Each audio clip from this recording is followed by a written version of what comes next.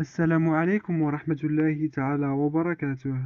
أعلن الناطق الرسمي باسم الحكومة مصطفى بيطرس عن مصادقة الحكومة يوم الخميس على مرسوم يتم بموجبه الزيادة في معاشات المتقاعدات والمتقاعدين المنخرطين بالصندوق الوطني للضمان الاجتماعي بأثر رجعي.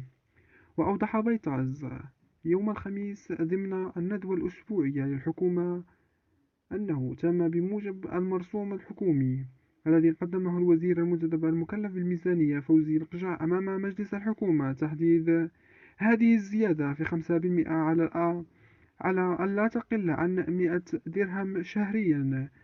ووافقت الحكومة في وقت سابق على الزيادة 5% في معاشات المتقاعدات والمتقاعدين المنخرطين بالصندوق الوطني للضمان الاجتماعي بأثر رجعي ابتداء من فاتح يناير 2020، وذلك خلال جولة الحوار الاجتماعي المنعقدة يوم الأربعاء 14 شتنبر 2022 برئاسة عزيز أخنوش رئيس الحكومة.